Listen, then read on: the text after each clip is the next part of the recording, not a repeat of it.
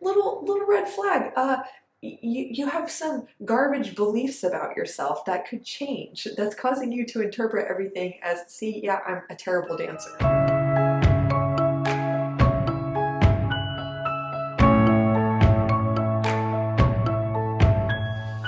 Hello dancers, welcome back to the channel. My name is Kirsten, and if you are not new here, you know, yes, new look, new haircut, I'm feeling fresh. Tell me if you like it, don't tell me if you don't. I'll be living with these for the next couple months. For those of you who are preparing for audition season, which I'm sure you are if you clicked on this video, I want to share with you 7 tips on how to maintain your mental health during this time, because as we know, audition season might be the friend of your career, but it might be the enemy of your internal sense of well-being. So let's change that. I really don't believe at all that audition season has to destroy your mental health. I don't believe it has to be a miserable experience.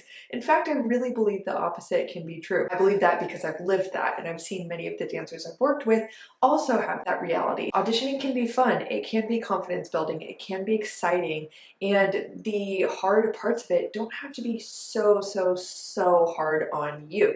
So let's talk about how to maintain your mental health during audition season. The first one is the cover-all comment that is a common theme in pretty much all of my videos. To be mindful about the narrative you're telling yourself about audition season as a whole, about what rejection means, about how you have to perform and what it means about you if you make a mistake. There are so many opportunities to adopt a disempowering narrative in audition season, whether that be I didn't get in, therefore I'm a bad dancer, therefore I have no future, that dancer is clearly younger and much better than me, therefore what am I doing here, I'm a total loser. There are so many opportunities for moments like that. Or if I don't perform well, I will have no opportunities and this whole summer will be a waste. Not necessarily. So I want to invite you to always, but especially during this time, be really thoughtful about how you are conceptualizing and what are you telling yourself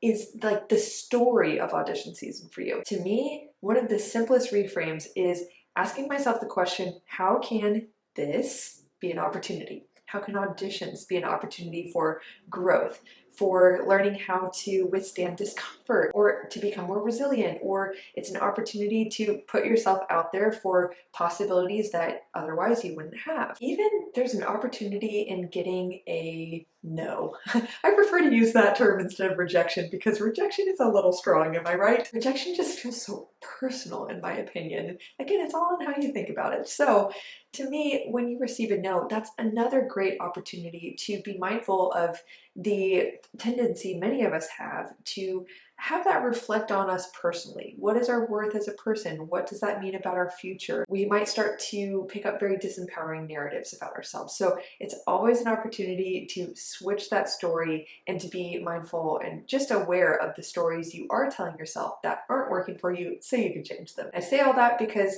for one dancer, if you receive a letter that says, thank you so much for auditioning, but we cannot accept you at this time, for one dancer at the same skill level as another, that one dancer can take that and say, okay, well, that's not the fit for me this year. I'm going to trust that there's a better educational opportunity for me. Or, okay, I'm going to reflect on how I auditioned, see who was kind of standing out in that audition, and see what I can learn so I can target my training to be better next year. And then another response based off of the narrative they're telling themselves could be, I'm a failure, what am I doing? You know, that one teacher who doesn't like me is right, I'm not going anywhere in life, that kind of a thing. Now that's a pretty extreme example, but you know, some of us go there. So I just want to show you that one event doesn't have to elicit the same response. You can choose your response and make it one that works for you. Tip number 2 is if you do have a spiritual connection or spiritual practice, I think that is really helpful to tap into during this time, whether it's a particular religious faith or just generally having a lifestyle of faith, period. Now, I think there are more worthy things that we could put our faith in than others, but having a sense of faith in a greater narrative to your life, a greater meaning beyond the one that you're perceiving right now, or just a general sense that there is a greater power that works things together for good. Whatever that is for you, tap into that. and see how you can incorporate it into your audition season experience in order to have a more transcendent mindset, a bigger picture mindset that what I'm experiencing right now, whether it's great or whether it's not great, it doesn't make or break my whole life. This is all a learning experience. It's all a journey, and it can happen for me and not to me. I really believe that. Number 3, we're going to talk about self-care a little bit. And if you haven't yet watched my last video on self-care tips and why it is so important to have a self-care practice, even for those of you who are like me and you were maybe once a little cringed out by the whole self-care phenomenon these days on Instagram, I think that video will be great for you if you're feeling a little skeptical. But definitely, I want to tell you I want to encourage you, because I'm not the boss of your life, I want to encourage you to check in with yourself at least once a day, to ask yourself how you're feeling and what do you need more of or less of in order to be more well and whole. We all have cues from our body and our emotions and our minds that suggest to us, hey, red flag, you need more sleep. Oh, little red flag. You have some garbage beliefs about yourself that could change. That's causing you to interpret everything as, see, yeah, I'm a terrible dancer. We all have these little check and balance systems in our bodies that allow us to be like, ooh, something isn't feeling right. I'm feeling really tired, whether that be a physical cue or an emotional cue. I want to encourage you to check in with yourself and be in touch with asking yourself the question, what do I need right now in order to be more well and equip myself to perform better tomorrow? I know during audition season, we can be in that mindset of, I just have to grind, no days off. But that is how dancers get really burnt out and injured. And not only that, when you are so depleted, even if you're looking good, you're in the best shape of your life, even if you're dancing pretty well, there will be no light or life behind your eyes. None of that artistry that just pours out of you. That is so attractive in a dancer, especially if you're doing company auditions. It is so important to show yourself as an artist. And even if it's just a summer intensive audition or you're auditioning for some kind of training program, technique isn't the only thing that auditioners want to see. They want to see your expression as a dancer, your energy, your positivity, your confidence, your engagement. And we're only usually able to really show up that way when we're taking care of ourselves. So have at least one day a week that is set aside for rest, rejuvenation, and enjoying your life outside of the studio. That is such an important and wise thing to adopt in your life because it reminds you and gives you experiences that reminds you that you are a human before you are a dancer, and this world will keep turning without you working so hard and exhausting yourself. Super important, so take that time, check in with yourself, and take time off. Hey dancers, I want to briefly interrupt this video to ask you if you've really wondered, how do the dancers that just seem confident do it? How do you actually believe in yourself? How do you actually have the confidence to really stand out in an audition? Or how does a dancer just like let a harsh comment or a rejection or a mistake just kind of roll off their back and they keep going? If you've ever looked at dancers and wondered, how do you do it? I want to share with you that the root of these behaviors is oftentimes dependent on the contents of what is going on in someone's subconscious mind. What is their sense of self? What is their value system, their beliefs about themselves? These things are not the sort of things that we talk about in the ballet studio, but the way our minds work drastically impacts not only our sense of well-being as dancers, but our actions and our results, our ability to perform, and then what we achieve in our ballet career. And so I want to share with you that as a mindset coach for dancers, certified as a trainer of neuro-linguistic programming, which basically means I'm certified at the highest level of this coaching modality, I have this program designed to help you optimize your mindset, your emotional wellness, and your career strategy so you can really work on the deeper layers of your mind and then set up action plans for your success to truly transform your confidence, your well-being as a dancer, and your ability to achieve your career goals with joy in the process. That is what I want for you. I want to share with you that you won't just get there through willpower. You won't just get there by reminding yourself to think certain things. You won't just get there by hoping that your internal state will change. You will get there by actually doing that deeper inner work and having a partner to do so. So I want to be that partner for you. If you are interested in learning more about my mindset coaching programs and applying for a free 30-minute consultation, I'd like to invite you to do so we can talk, get to know each other, we'll discuss your goals and your challenges, and determine if working together would be a fantastic fit for getting you from where you are to where you want to be in your sense of well-being as an artist and in your career. I can't wait to meet with some of you and enjoy the rest of the video. Tip number 4 is to remember that having fun and feeling good is really important. Do things for yourself that even outside of the studio, sure, do things for yourself that allow you to have this sense of fun in your life. But also in the studio, you can ask yourself, what would be more fun in how I interpret this combination? How can I have more fun in my bar work, in Petit Allegro, whatever it is? Having that excitement, that joy, that fun adds such a spark to your dancing, and it will also give you more energy as you dance. It is so attractive to see a dancer who is really enjoying themselves. It's a disposition when we experience it, not just in a moment, but it's kind of a way of life.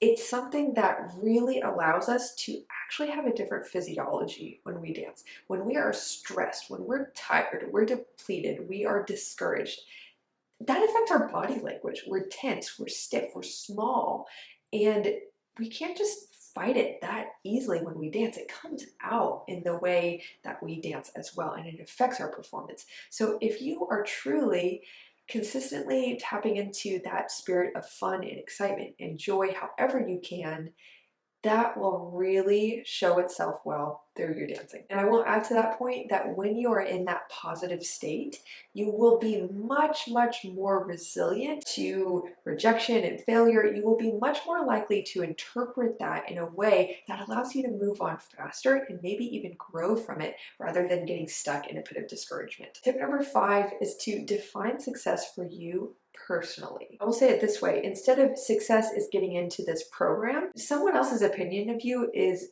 not your business and you can't control it. So rather, define success in a way that you can actually achieve, which could be, and I believe it is, saying, okay, how do I want to perform in that audition? And get really specific.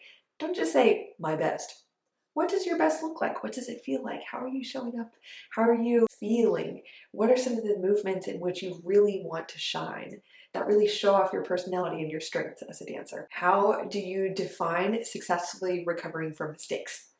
Things like that. When you really define, okay, what is success for me?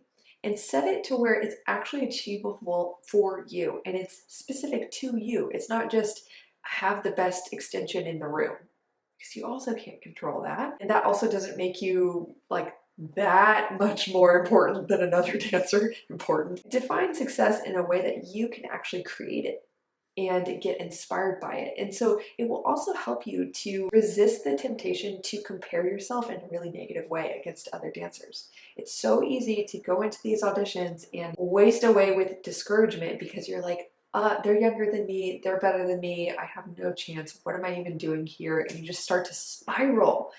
That is such a horrible place to be in. I get it, I've been there too. A great way to take a preventative measure from really going there is being really, really focused on how do I define success for myself in the way I will dance in this audition. And even in the outcome a little bit. I know I said like don't just define success by getting into this program, but it is important to also realize that some programs will be a stretch for you, some will be kind of more in your comfort zone, some might be looking for a style that's different than what you're trained in, and that's okay. Everyone has their own path, and you know, one program might not be a fit for you one year and then it might be a fit for you the next year. So define success for yourself as maybe even more broadly across the whole audition season. My purpose in audition season is to put myself out there for a bunch of opportunities so I can find the one that is best for me this summer, whatever that is. So again, define success for yourself personally. Tip number 6 is related to point number 5, which is to remember that every person is on their own path. It is so easy to also assume that you know what path is best for you. I know that I should get into SAB. I know that I should get into this company. I know that I should have a company contract this year, not a traineeship. And hey, I get it. We have our desires, but make sure that you intellectually separate that from understanding that we don't always know what is best for us. So it's important to have an open mind and to see what opportunities come before you in your life and to really just take hold of what's there instead of getting so stuck on, but this is how it was supposed to be. So you are on your own unique path, and I want to invite you to be really open with what that could look like for you, hopeful but open. And then also in regards to other people, again, with that comparison issue that so many of us encounter, it is so important to internalize that every single person is on their own path. They don't know, we don't know where they're going. I know dancers who have just looked like absolute prodigies, and they had a great career, and I'm still friends with them. We're both equally as happy with our lives. Equally. I'm very happy with my life, but when I was 14, I saw them as like, oh my gosh, you have to be exponentially happier than me because you actually have hyperextension and super arched feet, and I don't. It was so easy for me to go there. And so if I can impart any wisdom from my experience, it's to recognize that, yes, it's tempting to think that right now, but bigger picture, happiness can be different for every person, and it's not dependent on your specific circumstance. So everyone's on their own path. One little mantra I constantly say to myself is when I see people who have flashy things that maybe I wish I had, I genuinely have this practice. It really works for me. Very simple. I go within myself and I say, good for you. Good for you. Or maybe I say it out loud. It's not snarky. It's like, good for you. Honestly, good for you. And it just kind of reminds me to stay in that abundance mindset of, you know, more for you isn't less for me. That doesn't disrupt where I'm at in life.